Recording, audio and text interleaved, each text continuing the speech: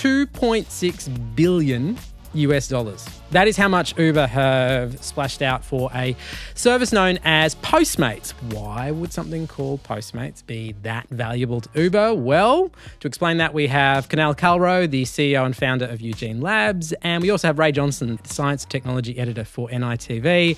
Rae, it's a lot of money. What exactly has unfolded here? Postmates is the biggest food delivery service in the US, and this move that Uber has made is not unlike what a whole bunch of other kind of delivery services are doing over there. A lot of them are looking at consolidating. One of the reasons that they've done this is that Uber, despite being the go-to for food deliveries for most of us here during the pandemic, it actually lost a lot of money because the main part of its business is its rideshare service.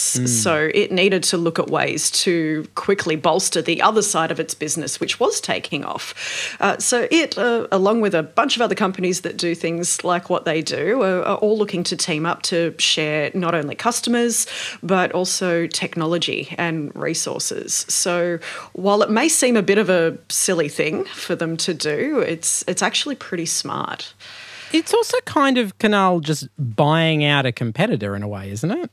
Definitely, it's exactly that. So it goes really far to reduce the competitive pressure on each of these companies, because this model of delivery that we're currently living is so heavily subsidized. We've all had, months and months of free delivery or discounted delivery from each of, whether it's DoorDash or Uber Eats or whoever else is in the game. And so buying out a competitor means you just take the pressure off a little bit. Maybe that's worth $2.6 billion. Right. But also, Rae, they missed out on another US competitor recently, didn't they, Uber? Yeah, they were also looking to acquire Grubhub. But I hope that we get some of these companies, more of these companies here, because, I don't know, Deliveroo doesn't really have quite the same ring as Grubhub, does it? But they were looking at acquiring Grubhub as well, but it got acquired by Just Eat. So they're all just combining to make big, mecca food delivery services. Groceries, you've got takeaway, you've got anything that you want all in one massive company. Kunal, what does it actually mean to acquire a company like Postmates? Because are you acquiring the drivers or are you acquiring the technology? And if you're acquiring the technology, is there any real value in that? Yeah, so I guess it's a bit of both. It's the driver, the delivery network, the restaurant network, and the vendor network, and also the technology. But in terms of the technology, yes, there's value because there's stuff that Postmates has been working on that Uber really wants to get into. So local commerce is pretty much what Uber is looking at with Postmates that I think is a really good long-term opportunity for them. So that looks like essentials, supermarket stuff, groceries and things like that. And Uber Eats hasn't really driven that far ahead in that category. And for them, when you see what the pandemic is playing out, especially in the US, the staying at home component is only going to continue to grow for the next couple of years. And so having a good long-term opportunity with a company like Postmates to drive more into that market is a pretty good bet for them.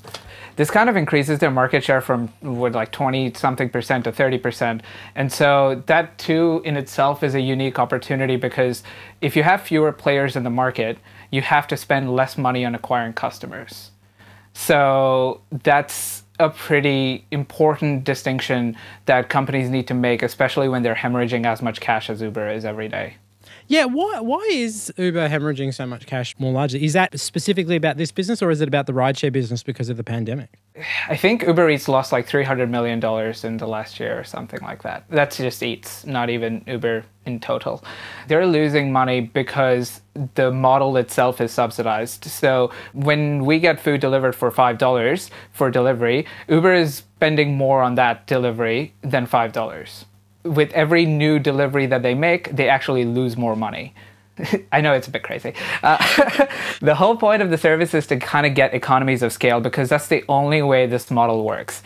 And Uber Eats right now does not have the economies of scale to actually make the model work. And that's why they wanted to buy Grubhub, because Grubhub and Uber Eats together would have had the economies of scale to potentially make it work. And that would have actually put their market share at over like 50% in the US, which is a huge number.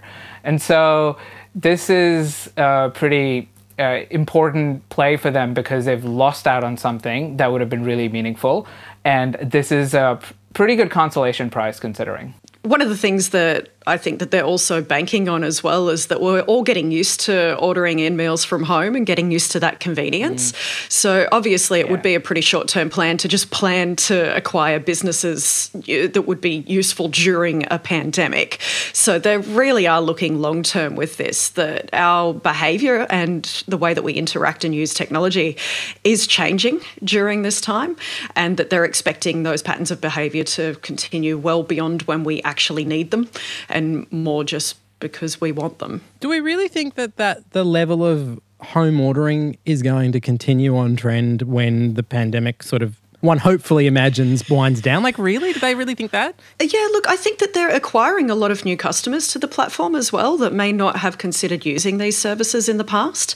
And yeah, most people will be like, woohoo, let's go back out again. But you'll also get a lot of people that would have never really thought about ordering and using one of these apps, starting to use it more on a regular basis. So, while everyone's not going to stay indoors when they don't have to, your customer base is absolutely going to increase during this time and continue.